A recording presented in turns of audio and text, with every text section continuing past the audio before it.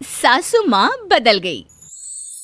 कहानी उस घर की है जहाँ बहू और बेटी को एक माना जाता था, लेकिन फिर अरे शिखा बेटा, तू रसोई में क्यों घुसी रहती है? जा, रोटी मैं बना लूंगी। नहीं नहीं माँ जी, आप बैठिए, बस सारा खाना बन ही गया है। श्वेता को बोल देती हूँ, वो खाना लगा देगी सबका। सॉरी भाभी, मेरे पास वक्त नहीं है।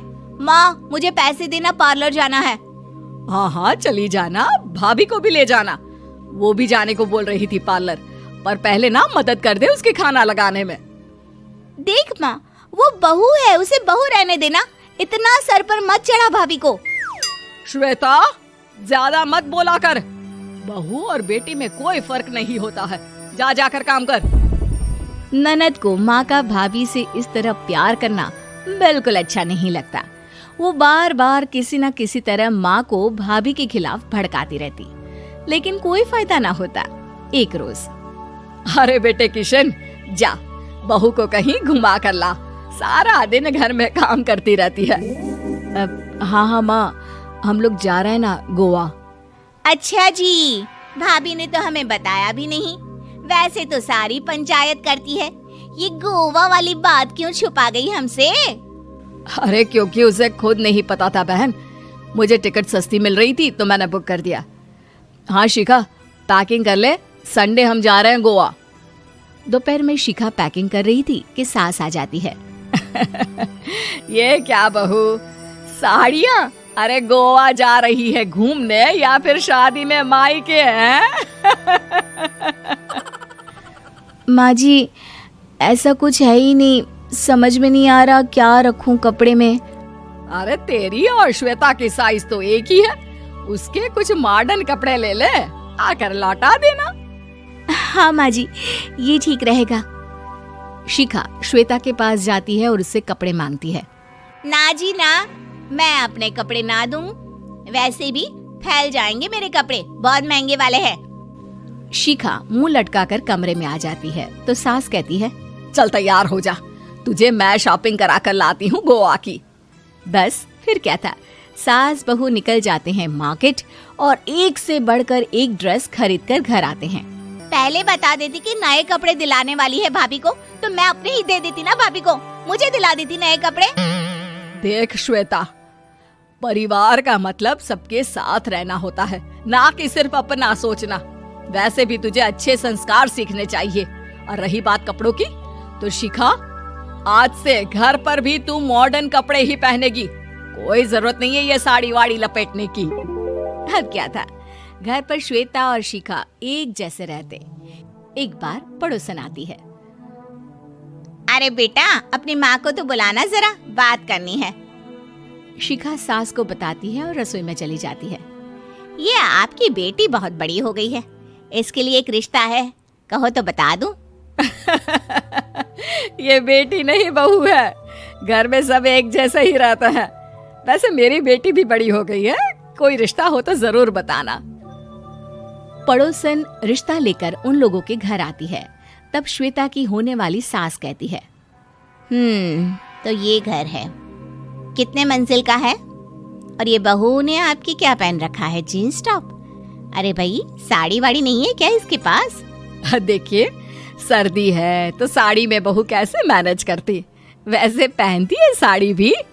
देखिए, हम लोग ठहरे पैसे वाले लोग, कोई कमी नहीं है हम लोगों के पास पैसों की, बहुत पैसे हैं, जमीन, नौकर चाकर, कार, सब कुछ है, लेकिन घर में संस्कारी बहू चाहिए। समझ रही हैं ना आप?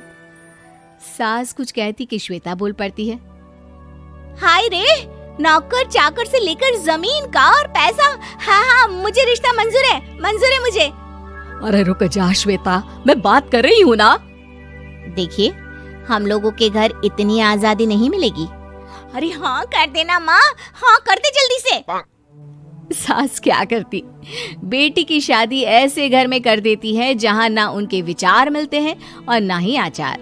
शादी के बाद एक रोज फोन पर, श्वेता बेटा, एक बार घर आ जा, बहुत दिल करता है तुझे देखने का। माँ, वो घर पर बहुत काम होता है, कैसे आऊँ? बड़ा घर है, लेकिन आने जाने वालों की लाइन ही लगी रहती है।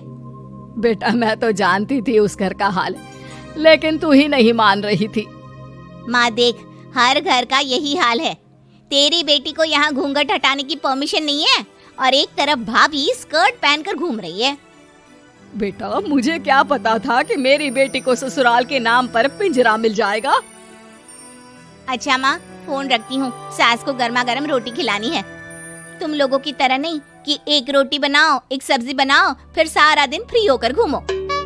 सास फोन तो रख देती है, लेकिन सोच में पड़ जाती है कि एक तरफ बेटी जिसे कोई आजादी नहीं, वहीं दूसरी तरफ बहू जिसे देखकर लगता ही नहीं कि उसकी शादी भी हुई है। अगले रोज। शिखा, अरे ओ शिखा। हाँ माँ, क्या हुआ? कुछ चाहिए आपको?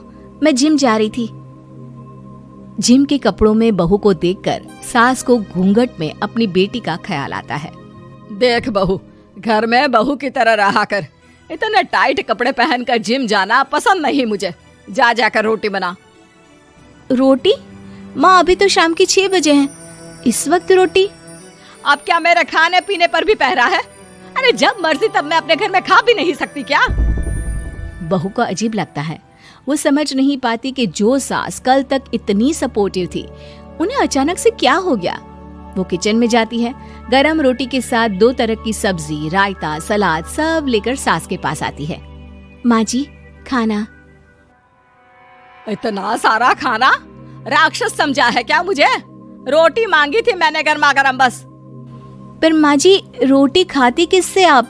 सब्जी तो बनानी थी ना। अरे भूख मर गई मेरी तेरी बहस से। जा जाकर काम कर, अंदर पूरी रसोई साफ कर। बहू अंदर चली जाती है। थोड़ी देर में श्वेता घर आती है।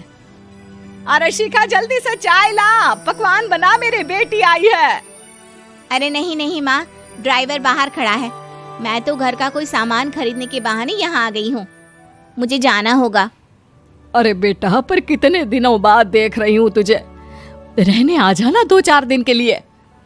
आ जाऊंगी माँ, जब मेरी सास मरेगी तब। मैं तो रोज मन्नत मानती हूँ कि मेरी सास मर जाए तो अच्छा है। अच्छा चल, जा रही हूँ माँ। हे भगवान, कैसे कैसे दिन देखने पड़ रहे हैं मेरी बेटी को। सास अंदर जाती है, जहाँ श्वेता की जिम वाली सहेली का फोन आया होता है। क्या बात है, आज जिम नहीं आई? अरे पता नहीं यार, आज माँ को क्या हो गया अचानक। पर खैर कोई नहीं, लगता नहीं कि मैं अब जिम आ पाऊंगी। शिखा स्पीकर पर बात कर रही थी, जिसे सास सुन रही थी। यार ये सास ना होती ही ऐसी है। मैं तो कहती हूँ बुढ़िया जल्दी मरे और तू आराम से जिए। शिखा को सहेली की बात पर गुस्सा आ जाता है। माँ के मरने की कौन सा बच्चा दुआ मांगता है मोहिनी? आगे से ऐसी बात मेरे सामने मत करना। हमारे घर की शोभा ही माँ है। क्या हुआ जो थोड़ी सख्ती दिखा रही है? उसमें भी कोई ना कोई उनकी भलाई ही होगी।